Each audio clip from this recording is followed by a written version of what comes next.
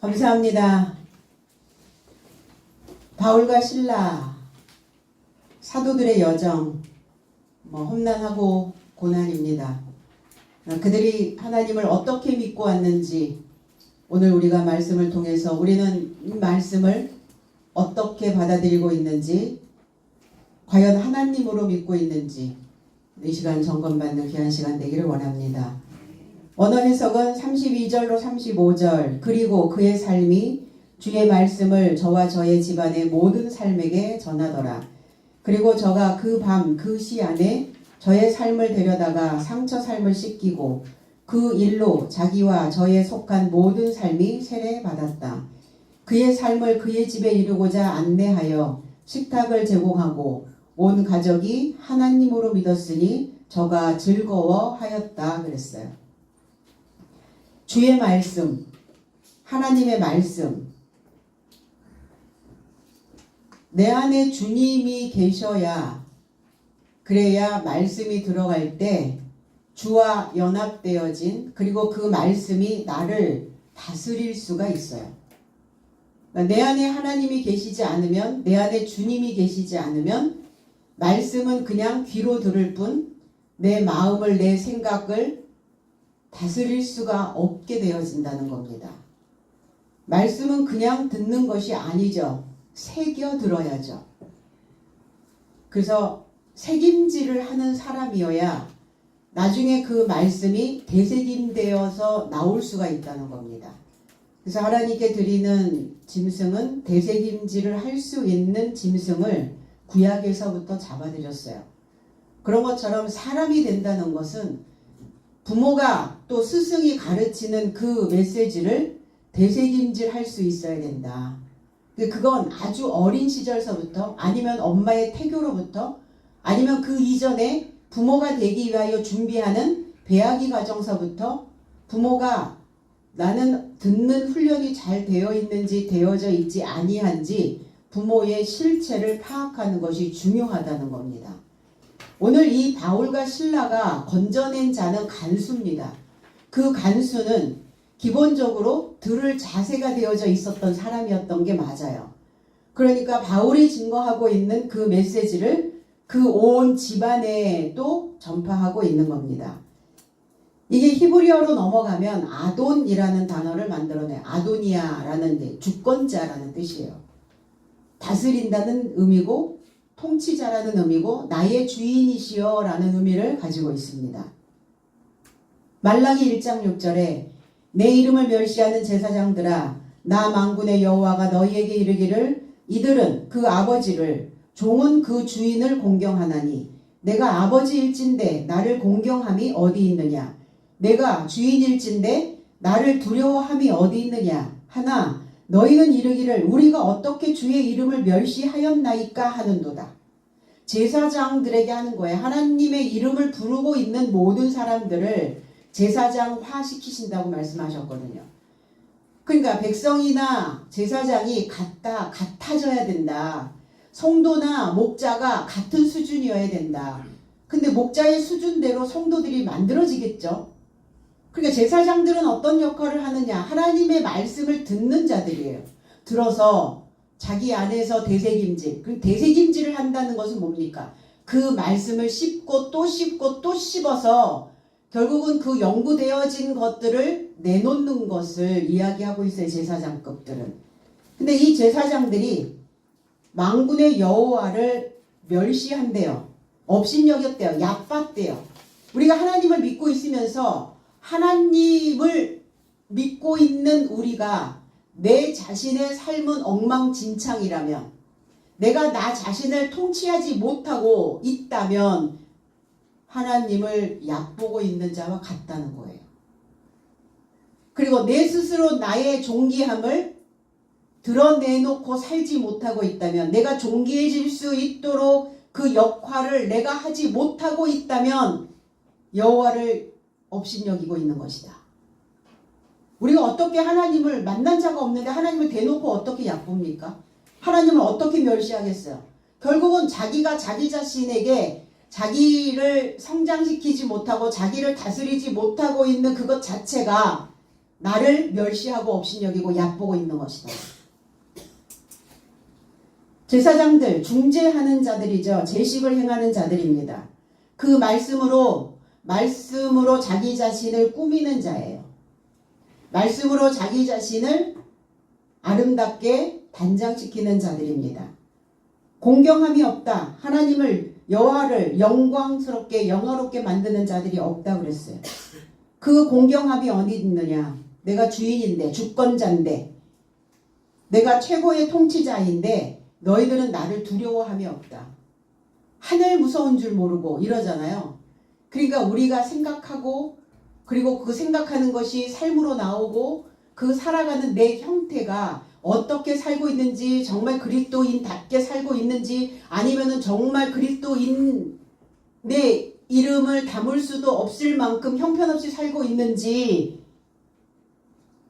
여호와가 내 안에 계신다면 두려워함이 있어야 되겠죠. 하나님을 경외하는 경외심이, 그리고 내가 신앙생활을 시작했다면 그 신앙생활에서 내 자신의 삶을 어떻게 만들어가야 되는지 그 떨림이 내 안에 있어야 된다는 얘기예요. 책임지는 인생길이어야 된다는 겁니다. 주의 이름을 멸시하였나이까? 이러고 반문하죠. 어떻게 주님의 명성을, 주님의 그 지위를 내가 경멸했단 말입니까? 이렇게 얘기했어요. 너가 너 자신에게 그렇게 하고 있지 않냐? 너가 너 자신을 하대하고 있지 않냐? 네가 네 자신을 높이지 않고 있지 않냐? 너 자신을 영화롭게 하지 않고 있다면, 네 자신이 스스로 그 위대해지지 않고 있다면, 그렇다면 나를 경멸한 것이다. 왜요? 그 하나님이 어디에 계시기 때문에. 내가 너희 안에, 너희가 내 안에, 이렇게 말씀하셨거든요. 안에 계시기 때문에. 그 집을 그 집안의 모든 삶에게 전했다 그랬어요. 집, 일가족, 집 식구 그러잖아요. 그럼 바깥에 있는 내 부모, 내 형제도 일가족이고, 저와 여러분들 속에 많은 생각들이 가족이에요.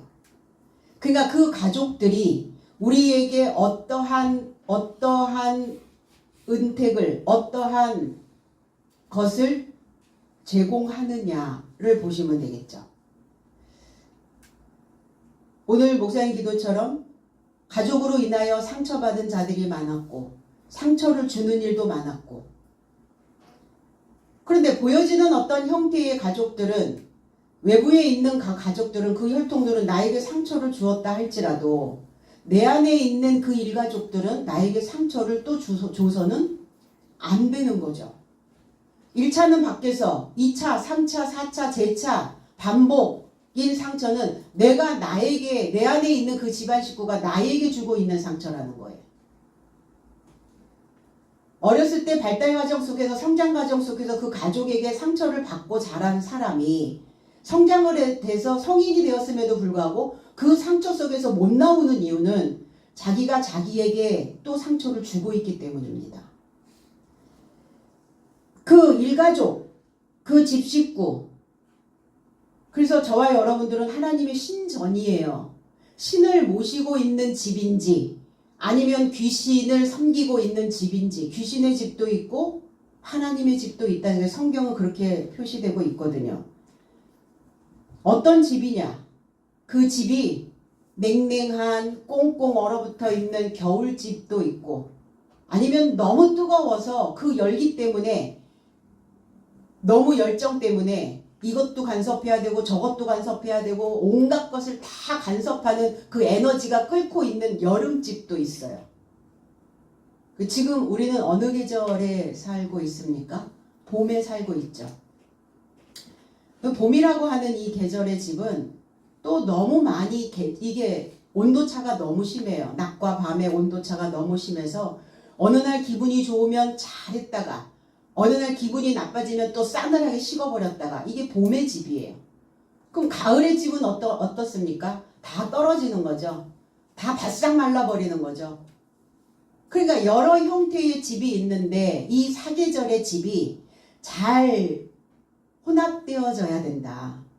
그래서 그때그때 온도를 높여야 되는 상황이 벌어지면 온도를 높이는, 또 온도를 낮춰야 되는 상황이 벌어지면 온도를 낮춰야 되는, 그리고 무엇인가 일정한 온도를 유지하고 일정한 마음을 유지해야 되는 그 계절에 내가 만들어져야 되는 집도 있다라는 겁니다. 잠언서 17장 1절에는 마른 떡 한 조각만 있어도 화목하는 것이 제육이 집에 가득하고도 다투는 것보다 나으니라 그랬어요. 말랐다, 타버렸다, 황무하다, 가뭄이 들었다. 떡 한 조각, 그 소량, 어떤 조각만 있어도 여기서 떡이라고 하는 단어는 없어요. 그러니까 마른 것 조각만 있어도, 황무한 것, 바짝 말라버린 것, 그 조각만 있어도, 소량만 있어도, 나눌 수만 있어도 화목하는 것이, 안전한 것이, 샬람이란 단어입니다. 평화로운 것이, 행복한 것이, 정다운 것이, 제육이라고 하는 것은 동물의 육체를 이야기하고 있어요. 제물이에요, 제물. 헌물, 예전에 제사를 드렸던 집들은 잘 사는 집들이었어요. 그리고 제사 음식은 우리가 평소에 먹지 못했던 진귀한 음식들을 많이 차렸어요. 그러니까 그 집이 많은 것들을 내놓는, 많은 재물을 내놓을 수 있는 부유한 집이라 할지라도, 그 가족들이라 할지라도, 그것이 가득하다, 그것이 충만한 집이라 할지라도, 그런 집이라도 다투는 것보다, 논쟁하고 티격태격하고 말다툼하고 불평하고 뭔가 계속 이렇게 뒤흔들려 버리는 이런 것보다 낫다. 그러니까 뭔가를 많이 쌓아놔도, 뭔가 재물이 많이 있어도, 제사를 드릴 것이 많이 있어도 소용없다는 얘기예요. 가뭄이 들어서 소량만 있어도, 가뭄이 들어서 콩 한쪽만 남아있어도 그걸 반쪽으로 조각을 내서 먹고 사는, 그래서 그 정답게 행복함이 재물이 집에 가득 채워져서 말다툼으로 뒤흔들려서 불평하는 것보다 좋은 것이다. 그럼 내가 사는 집에 어떠한 일가족과 함께 살고 있느냐? 우리의 집안의 분위기는, 공기는 어떤가? 생각해 보셔야죠. 5월이 가정의 달이라고 이야기합니다. 그럼 가정의 달 그냥 달력만 넘길 것이 아니라 나의 가정은 어떤가를 한번 짚어보셔야 된다는 얘기예요. 또 더더욱 하나님을 믿는다고 말하고 있는 내가 이 가정을 회복시키지 않고서는 그거는 위선이다. 나는 나대로 너는 너대로 이렇게 늘 뒤틀려져 있는 이러한 상태로 내 가정이 가고 있다면 하나님이 기뻐하실 리가 없잖아요. 그 조각만 있는 것이 낫다는 거예요. 나한테 많은 재물을 드려도 소용없다라는 말씀을 하고 계시는 거예요, 하나님은. 그래서 일가족이 아닌 타인으로 살고 있는지, 아니면 영적인 사별 상태에 있지 않은가. 몸은 있는데 정서적으로, 마음적으로, 정신적으로, 영적으로 이미 죽은 사람, 서로 죽인 사람, 죽이고 죽은 사람, 소통이 되지 않는 사람들을 죽었다라고 얘기하는 거예요. 통하지 않아. 죽은 사람은 통하지가 않죠. 아무리 내가 얘기를 해도 듣지 않아요. 속이에 경일깁니다. 그러면 한 집안 식구가 내가 무슨 이야기를 했을 때 반응해주고, 상대가 무슨 이야기를 해줬을 때 고개를 돌려서 좀 봐주고, 눈도 한 번씩 마주쳐주고 해야 되는데 소통이 되지 않네요. 무슨 짐승들처럼 먹고 사는 거, 먹고 자고 싸고만 합니까? 그 믿음의 가정이 될 수 없죠. 오늘 모퉁이돌 찬양대가 사철의 봄바람, 그 사철에 부는 그 봄바람이 이 가정으로 스며들어서 온화한 가정을, 평화한 가정을 만들어내야 될 줄로 믿습니다. 서로를 번영시켜주는 집이어야 된다는 얘기예요. 내가. 그래서 이 집을 짓는 자를 보니까 여호와를 소망해야만 그 집을 짓게 되어지더라고요. 간수의 일가족에게 말씀의 씨를 뿌리고 있습니다. 근데 그 시각, 그 시가 밤이었대요. 불분명한 신앙생활 하지 말라고요. 그러니까 그게 밤의 상태입니다. 하나님 계신 거 알고 있다면 이제 분명한 신앙생활을 보여줘야 돼요. 하나님은 이렇게 믿는 거야. 교회를 이렇게 다녀서 이렇게 성장해야 되는 거야. 근데 나는 변하지 않으면서 늘 상대를 책망하고 있다면, 원망하고 있다면 그 집이 지금 어떤 집이겠어요? 거미집. 거미가 집을 짓잖아요.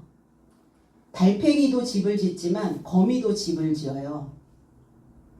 그러니까 그 거미줄에 놓아진 덫에 걸리면 어때요? 죽음이죠. 어두움인 거예요. 혹여 내가 거미집이 되어져 있진 않은가. 상대가 걸리기만 해봐라. 그 사람의 약점만을 들춰내고 그 사람의 나쁜 점만 자꾸 보려고 하고, 그러니까 나의 상태는 좋겠어요? 나는 계속 거미집을 만드는 상황인 거죠. 위태로워요. 그러니까 조금만 이슬방울만 내려도 출렁출렁거리는 거예요. 그 상태의 집이. 뭐가 조금만 건드려져도 뭐가 속에서 확 이렇게 출렁거리는 거예요. 뭐하지 못하고. 그 생각에 근력이 딱 만들어져 가지고 상대가 나를 아무리 흔들어도 그게 딱 단단하게 버텨줄 수 있어야 되거든요. 우리가 이 말씀을 듣고 이렇게 많이 공부하고 있는데 그것도 안 되고 있다면 헛것이다. 그러니까 말씀을 듣고 있는 나도 그러한데 말씀을 듣지 못하는 그쪽들이야 오죽하겠냐고요. 그러니까 내 안에 있는 일가족에게 오늘 하나님의 말씀의 씨를 뿌리시기를 바랍니다. 미가서 3장 6절에 그러므로 너희가 밤을 만나리니 이상을 보지 못할 것이요 흑암을 만나리니 점치지 못하리라 하셨나니 이 선지자 위에는 해가 져서 낮이 캄캄할 것이라 그랬어요. 밤을 만날 것이다. 이 밤이라는 이 단어가 밤이 아니라 라일라라는 단어예요. 구약에서 이야기하는 히브리어에서 얘기하고 있는 이 밤은 호세크라고 하는 단어이기도 합니다. 이 니쿠스라고 하는 단어이기도 해요. 헬라어에서는 니쿠스, 히브리어에서는 호세크. 밤을 만날 것이다. 역경을 만날 것이다. 그리고 이상을 보지 못할 것이다. 신탁을 받지 못할 것이다. 이상을 본다는 건 계시를 받지 못한다는 거예요. 말씀을 귀로만 듣고 마음에 그 말씀이 들어가서 이 말씀이 나를 다스리는 자가 되어져야 신탁을 받았다라고 말하는 거예요. 그 말씀이 나를 통치하고 가야 그래야 계시되어졌다라고 말하는 거예요. 우리는 계시받았다 이러면 뭐 합니까? 뭐라고 얘기해요? 꿈 꿨는데 아니면 내가 귀에 뭐가 환청이 들렸는데 이걸 자꾸 계시라고 생각을 하는 거예요. 덮개가 벗겨지는 거예요. 내가 몰랐던 부분들을 깨닫게 되는 겁니다. 아, 이 말씀을 통해서 내 삶이 이렇게 만들어져야 되는 거구나. 내가 그동안 주변 환경을, 바깥에 있는 환경을, 내 옆에 있는 사람들만 늘 뒤흔들고 내 마음이 뒤틀려서 평탄하지 못했었는데 아니구나. 내 자신의 삶을 어떻게 해야 되는지를, 그리고 그 말씀이 내 안에 신탁이 되어졌느냐 되어지지 않았나, 나는 지금 이상을 보고 있는지 못하고 있는지, 내 생각은 100% 옳습니까? 상대의 생각은 100% 틀립니까? 그렇진 않잖아요. 의인아인 의인이 되어져서, 그러니까 너희들이 역경을 만날 것이다. 그리고 신탁을 받지 못할 것이다. 흑암을 만날 것이다. 캄캄할 것이다. 앞이 캄캄할 것이다. 빛이 차단되어질 것이다. 그래서 점치지 못할 것이다. 이 점치다라고 하는 의미는 분배하다라는 뜻이에요. 신탁 점술에 대한 보상이에요. 어떤 것을 결정하지 못하고 있다는 것입니다. 그리고 그 선지자 위에는, 우리는 다 선지자입니다. 우린 다 예언자예요. 예언자, 선지자가 뭘 가지고 있어야 되느냐? 말을 가지고 있어야 돼. 말. 앞서 말하다, 앞에 놓다 이런 뜻이에요. 미리 말하다 이런 뜻이거든요. 선지자라는 뜻이. 그럼 앞날을 점치는 자라는 말이냐? 그 말이 아니라 무엇인가 저 사람이 미처 생각하지 못하는 다른 부분들을 앞에 놓아서 내가 생각할 때는 당신이 이러이러한 모습으로 이렇게 살고 있는 것 같아서 나하고 조금 이런 부분들 때문에 마음이 좀 갈라진 것 같아. 난 당신이 이런 삶을 살았으면 좋겠어 라고 그 사람이 생각하지 못했던 부분들을 앞에 놓아줄 수 있는 자를 선지자라고 얘기하는 거예요. 그 선지자 위에 해가 떴는데 그 해가 져버리는 거예요. 빛이 비춰지지 않는 겁니다. 그 선지자의 날이, 그 선지자의 낮이, 그 선지자의 빛이 캄캄할 것이다. 재투성이가 될 것이다. 어두운 색깔이 될 것이다. 그러니까 마음이 항상 어때요? 밝아야 되는데 우리가 이렇게 슬픔에 잠겨서 살아야 될 상황들은 아니잖아요. 우리의 삶 속에 뭐가 맨날 그냥 늘 날마다 애도할 수밖에 없는 그러한 그 감정들이 밀려오지는 않잖아요. 우리가 바깥을 둘러보면 우리처럼 평온하게 사는 인생들이 어디 있어요. 하나님 우리를 보호하시고 그 보호 속에서 우리가 받은 은혜 속에서 이렇게 평강을 누리고 살아가고 있는 사람들이 얼마나 되냐고요.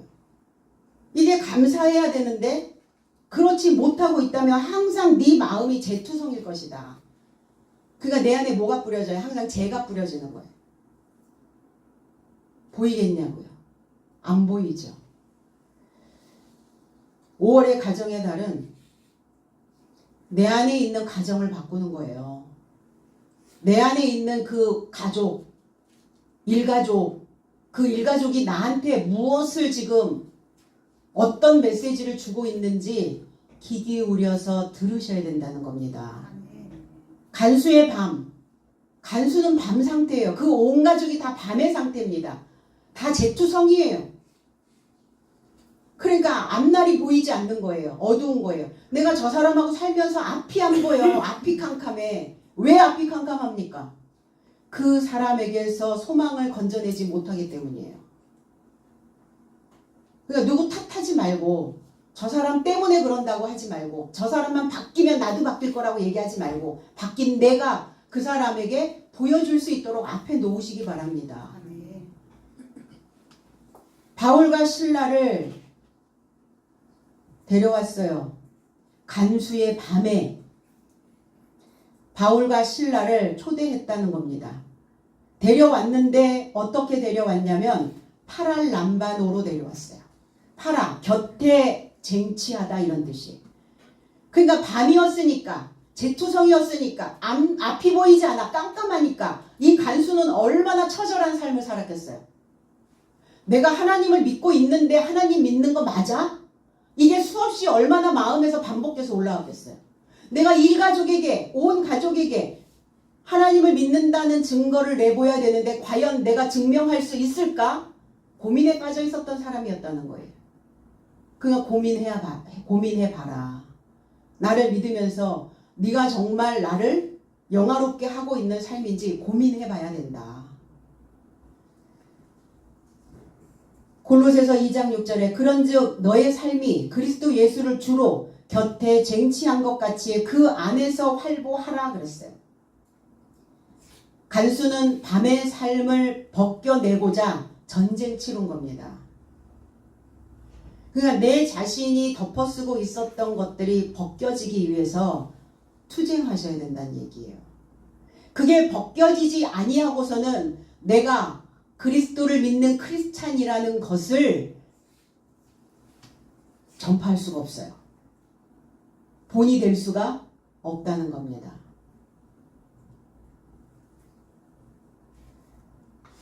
그리고 간수는 바울과 실라가 맞은 자리를 씻깁니다. 타격을 입었죠. 일격을 당했습니다. 상처를 받았어요.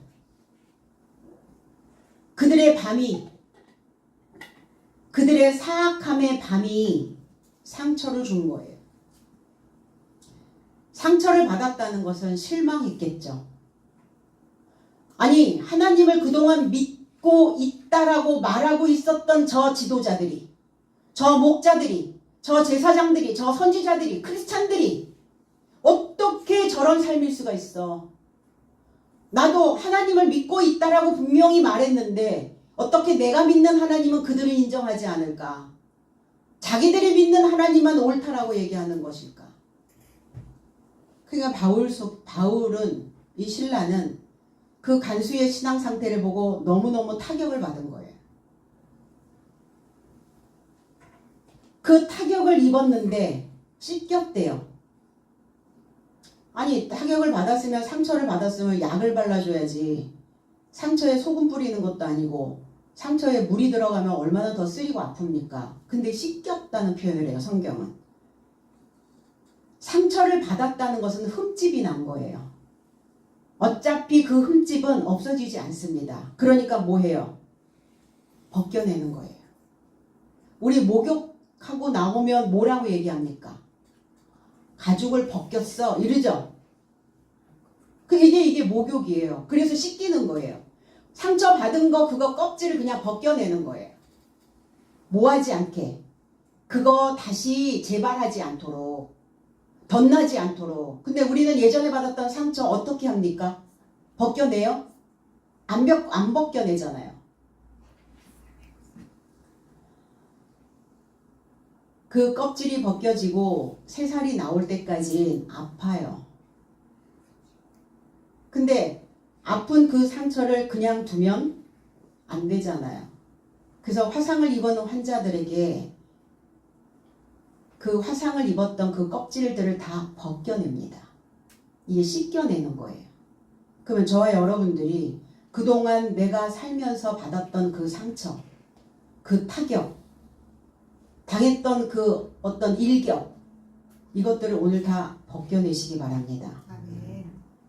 히브리서 10장 22절로 23절에 그리고 나의 삶이 나쁜 양심으로부터 마음 삶을 뿌림받았고 몸을 깨끗한 물로 씻음받았으니 믿음의 확정 안에서 참 마음으로 더불어 하나님의 집을 연결하는 위대한 제사장을 향하여 나아가자 그랬어요. 씻기는 이유는 결실을 감당하게 하려고 깨끗하게 씻기는 거예요. 그 나무가 씻기지 않으면, 벗겨지지 않으면 결실이 되었어도 감당이 안 돼요. 그러니까 무조건 그 나무는 씻김을 받아야 된다는 거예요. 이 간수가 바울과 실라를 씻기는 것은 자신이 결실될 수 있도록, 간수가 결실될 수 있도록 바울과 실라에게 자신의 삶을 감당해 달라는 거예요. 내가 결실할 수 있도록 그 대신 내가 당신의 상처를 씻겨내겠습니다. 벗겨내겠습니다. 그 의미는 나를 좀 감당해 주십시오. 그거거든요. 감당하셔야죠. 어깨가 무겁습니까? 그러니까 그 어깨가 무거운 것이, 그 무거운 것이 중요한 임무를 우리가 맡았다는 거예요. 그러니까 어떡하겠어요? 시온성 교회에 오셨고 다녔고 들었고 먹었고 했으니까 어때요? 감당하셔야죠. 감당하라고 그동안 이 시온성 교회에 남겨주신 건데 감당 안 되면 벌써 제가 돼서 날아갔겠죠. 그 권속이 모든 삶이 세례를 받았다. 바울과 실라의 물에 잠기는 거예요. 흐르는 물에 완전히 덮이는 겁니다. 착색되는 거예요. 갈라디아 3장 27절에 왜냐하면 너의 삶은 얼마든 그리스도에 이루고자 세례받았으니 그리스도를 옷 입었다 그랬어요. 세례를 받는다는 것은 그리스도화 되는 겁니다. 우리는 다 표면적으로 다 세례를 받았어요. 그럼 오늘도 여러분들이 이 말씀을 통해서 착색되어지고 이 말씀을 통해서 세례 받으셔야 된다는 얘기예요. 그러면 그 세례를 받는다는 것은 그리스도화. 그래서 세례 받은 자는 그리스도로 옷 입었다 이렇게 얘기해요. 세례 받은 자는 그리스도로 옷 입었고 그리스도로 옷 입는 과정은 어디냐? 십자가에서 함께 죽고 살아나는 거예요. 그리스도 예수와 한 몸 되었을 때 그리스도로 옷 입었다라고 얘기합니다. 그러면 십자가의 죽음이라는 게 뭐냐? 십자가의 죽음이라는 게 십자가의 도, 나를 부유하게 만드는 그 말씀을 받아서 내가 가지고 있었던 그 상처투성이, 일격당했던 거, 덕지덕지 붙어 있었던 그러한 생각들, 그거 다 벗겨내고 그게 죽음이에요. 그리고 그 말씀이 나의 뼛속으로 스며들어서 다른 모습으로 사는 거예요. 어제보다 나아졌어 라고 사람들은 그렇게 위로를 받더라고요. 어제보다 나아지지 마세요. 어제보다 나아진 삶으로, 어제보다 낫잖아. 그럼 나아지면 다시 좋아지지 않았을 때 예전의 삶으로 다시 돌아갈 수 있는 가능성이 많아요. 그러니까 예전보다 나아지지 말고 예전보다 다른 모습으로 살고 있다라고 얘기하셔야 돼요. 달라져야 돼요. 완전 달라져야 됩니다. 그래서 십자가의 말씀이 내 속에 팡 던져지면 동심원, 그 모양의 파문이 일어나요. 여러분 돌멩이 하나 주워서 못에다가 팅 던지면 어때요? 돌멩이가 탕탕탕 튀면서 어때요? 파문이 일어나죠. 그 물과 돌멩이가 교차를 하면서 물결을 만들어요. 거기에서 생기는 그 골과 마루의 그 배열을 간섭문이라고 얘기해요. 간섭무늬. 그러니까 빛이나 어떤 전파나 이런 파동의 성질을 지는 그 현상은 간섭무늬를 만들어낸다는 거예요. 그 말씀이 내 안에 들어가면 그 말씀은 분명히 내 속을 움직이는 파장을 일으켜야 돼요. 그 파장이 일어나고 있다면 오늘 이 간수처럼 그 말씀을 바울과 실라를 곁에 쟁취하려고 전쟁하고 있다면 내 안에서 간섭무늬가 만들어진다는 거예요. 내 안에 그 간섭무늬가 있는가? 무늬가 있다. 무늬. 그리스도 예수와 말씀이 내 안에 던져졌을 때 그 말씀을 쟁취하려고 만들어내는 그 간섭무늬가 있어야 하나님 우리를 증인이라 증명해낼 수 있다는 겁니다. 그래서 이런 파동을 일으킬 수 있는 크리스찬들이어야 해요. 그냥 교회 왔다 갔다 하는 그 삶이 아니라 삶 속에서, 일상생활 속에서 내 일가족에게 무엇인가 그들에게 파장을 일으키고 파문을 일으켜서 그들에게 또 간섭무늬를 만들어줄 수 있어야 된다는 겁니다. 그러니까 같은 종류의 두 파동이 겹쳐져서 일어나는 현상이에요. 우리가 지금 신앙생활 얼마나 많이 했어요? 그럼 그 파동이 내 안에 있어야 된다는 얘기예요. 어떤 현상이 퍼져서 그 주위에 그 영향이 미치는 일이에요. 이게 물결파에 움직일 동자거든요. 이게 세례입니다. 세례를 주는 이유는 그 물결이 일어서 움직이게 만드는 거예요. 새로운 물결이 일어나야죠. 제4의 물결의 시대라고 지금을 이야기하고 있습니다. 21세기를 제4의 물결이다.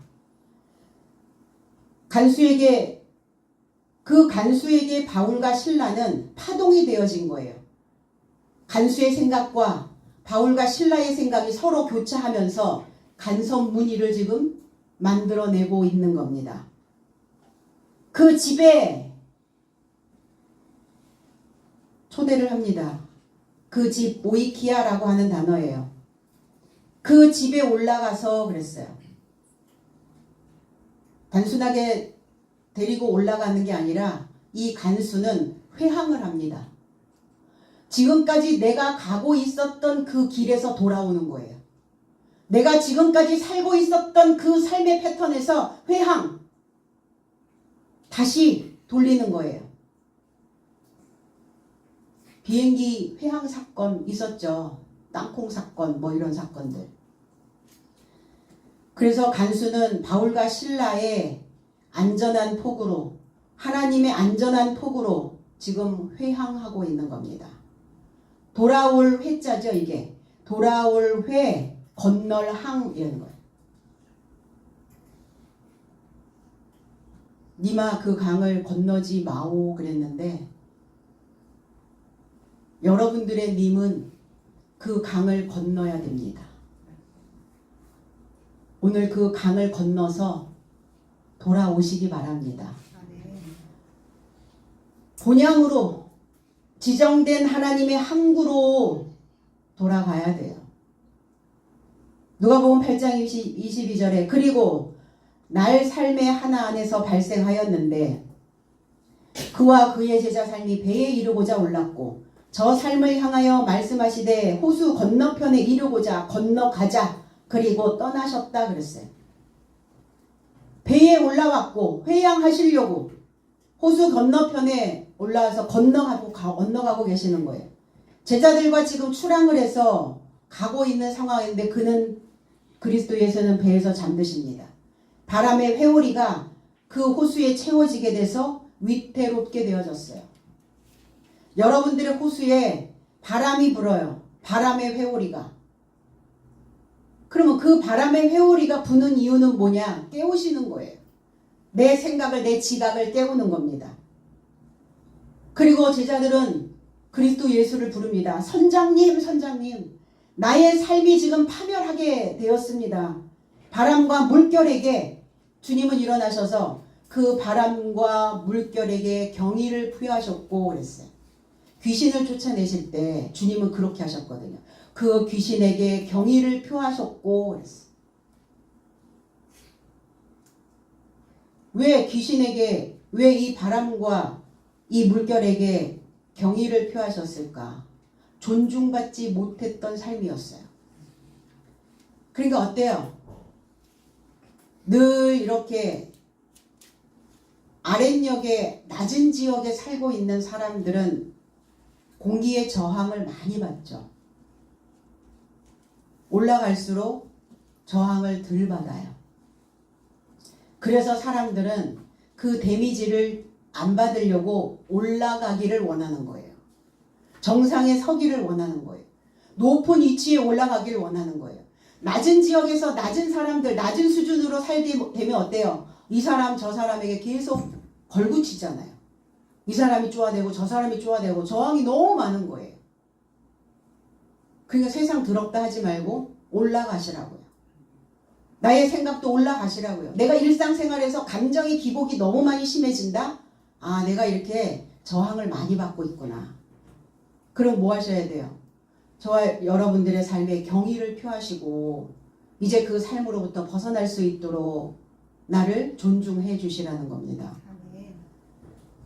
그래서 멈추고 고요함이 발생되었어요. 그리고 그들에게 너의 삶의 믿음이 어디 있느냐?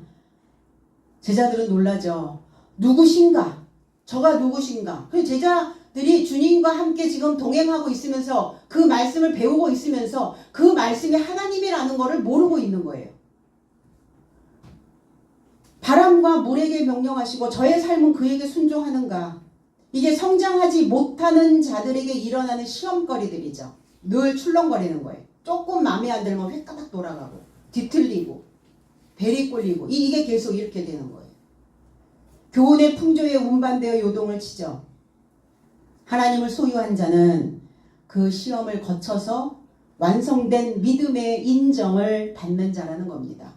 오늘 바울과 실라를 간수는 그의 식탁에 초대를 합니다. 음식을 베풀었다 이랬는데 음식이 아니라 이 트라페자라는 단어는 상이라는 뜻이에요. 식탁이라는 뜻입니다. 식탁이라는 것은 4개의 다리를 가졌다 이렇게 얘기했어요. 그럼 뭐 하기를 원하는 거예요? 간수는 자기의 식탁에 접합되어지기를 원하는 거예요. 바울과 실라와 간수가 그 모든 일가족이 간수 안에서 일어나고 있는 모든 생각 그리고 바깥에 보여지는 그 하나님을 믿고 있다라고 말하고 있었던 그 일가족, 그 식구들 같은 것을, 같은 음식을, 같은 양식을, 같은 메시지를 듣고 있었던 그 식구들이 지금 하나 되어지기를 원하는 거예요. 접합. 그럼 접합은 뭡니까? 사지를 쭉 뻗다. 나는 없고 하나님은 살고. 나는 죽어서 내 안에 하나님으로 살게 되는 겁니다. 그러니까 두 주인의 삶을 정리하는 거죠.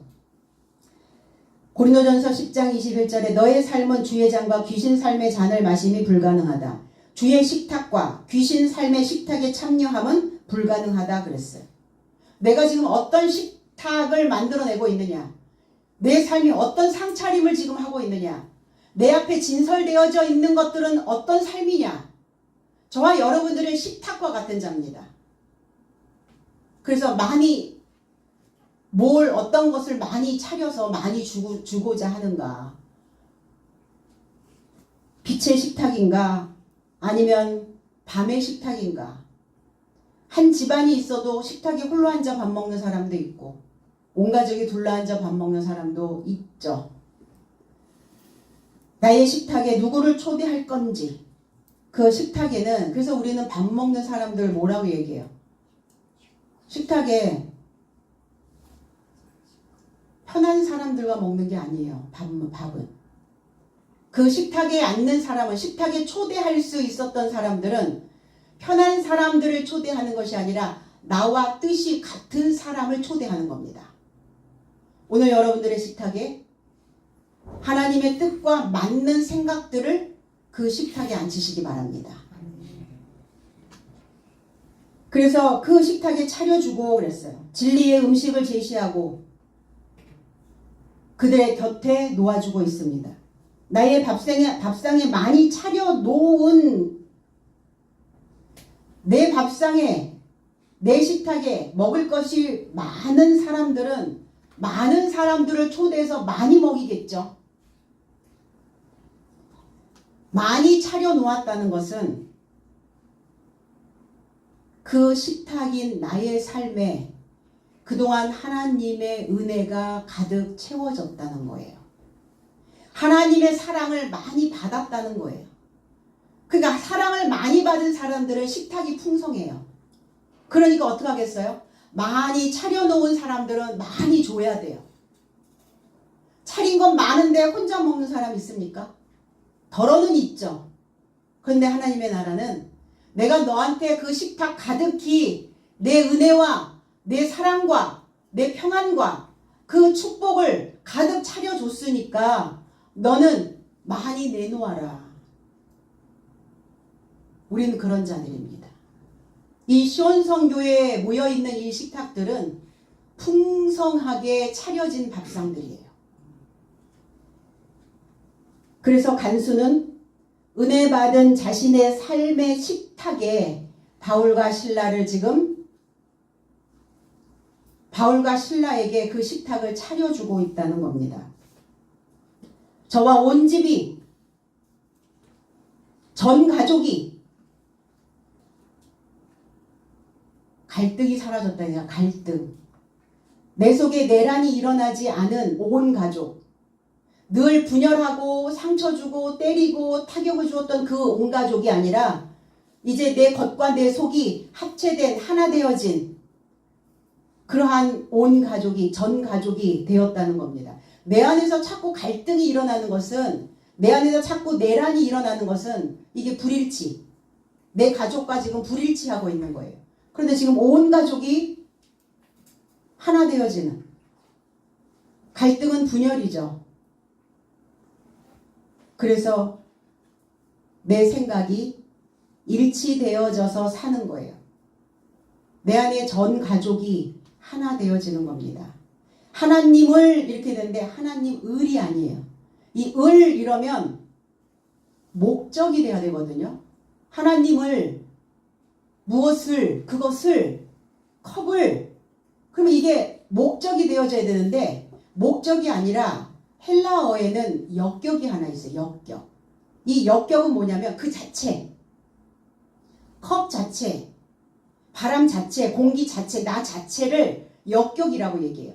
그러니까 하나님을 믿는 것이 아니라 하나님으로 하나님 자체로. 그래서 이게 다르단 말이에요. 해석이. 하나님으로 믿었다. 뭘 하나님으로 믿었을까? 바울과 신라가 전파하는 말씀을 뭘 하나님으로 믿어야 됩니까? 바울과 신라의 입을 여러분들의 입을 하나님으로 믿으셔야 돼요. 저와 여러분들의 입이 하나님화 되어져 있어야 돼요. 그래서 나의 입은 하나님으로 살고 있는지 간파해보자. 간파. 드러나지 않은 일이나 숨겨진 마음을 눈치나 짐작으로 아는 것. 알아차리라. 알아차리라. 크게 기뻐하니라. 기뻐 날뛰다. 미친 듯이 날뛰다. 이랬어요. 어떨 때 이렇게 미친 듯이, 미칠 듯이 기뻐하세요? 대박? 횡재? 대박이 뭔지 아세요? 뭐 이제 무속에서는 그렇게 얘기하더라고요. 대운이 들어왔다. 올해 뭐 62년생이 대운이 들어왔다. 그래서 제가 62년생이어가지고 그러면 이게 로또를 하나 사야 되나? 이게 대박이 나는 해라니까. 대운이 들어오는 해라니까. 근데 그 뜻이 아니라 명리학에서는 이 대운, 대박이 났다라는 것을 어떻게 표현하냐면 이 우주의 기운이, 이 우주의 에너지가 10년에 한 번씩 바뀐대요. 그래서 10년이면 강산이 변하는 거예요. 그 얘기는 이 우주의 기운이 바뀌는 해다. 그 10년이. 그러니까 그 10년이 된 거예요. 대운이라는 것은 그래서 그 우주의 기운이 새로운 기운으로 새로운 에너지로 바뀌는 시기니까 너도 너의 삶도 너의 생각도 너의 모든 일상이 예전이 아니라 전혀 다른 모습으로 바뀌는 것, 그것을 대운이라고 하더라고요. 그러니까 로또 사고 이런 거 하지 마시고 대박 난다고 뭐 이상한 데 투자하고 이런 거 하시지 말고 내가 새로운 기운으로 바뀌는 거구나. 내 안에 새로운 에너지가 생성돼서 전혀 다른 삶으로 내가 살아내는구나 이제. 그래야지 그게. 요한복음 5장 35절에 저는 불살라져서 비추는 등불이더라. 그래서 너의 삶은 그의 빛 안에서 시점을 향해 기쁘게 되길 원하셨다 그랬어요. 내 안에 빛이 들어오는 거예요. 어둠을 벗어버리는 거예요. 슬픔을, 애도를, 그 재투성이었던 그 삶을, 그 역경을 이겨내고 벗겨지는 겁니다. 예전에 저희 때는 이 전력이 공급이 잘 안 되니까 등하관제라고 하는 그 시간이 있었어요. 그리고 어느 시간이 되면 불을 끄래, 다 불 끄래. 그 불이 나갔다가 이제 불이 들어왔을 때 와 이렇게 환해지는 거죠. 내 속에서 어둠으로 살고 있다가 슬픔으로, 무지로, 죽음으로, 파멸로 살고 있다가 내 안에 하나님의 빛이 들어가면서 그래 맞아 그렇게 살아야 되는 거야. 내가 그동안 어두움에 살았구나. 내가 그동안 상처투성이로 살았구나. 재투성이로 살았구나. 그렇지 이제는 그거 벗겨내야지. 그렇지 그거지. 그게 저 바깥에 있는 저 인간의 문제가 아니라 내 안에 있는 나의 인간의 문제구나.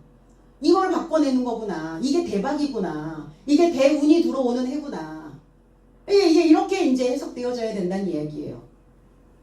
간수의 집에 정전이 되어 있다가 불이 확 켜진 거예요. 그러니까 크게 미칠 듯이 기뻐 날뛰고 있는 겁니다. 오늘 저와 여러분들의 집에도 이 전기가 나가지 않도록, 전기가 나갔어 그러죠. 전기가 나가지 않도록 항상 그 빛과 연결되어 계시기를 예수 그리스도 이름 안에서 축복드립니다. 기도하겠습니다.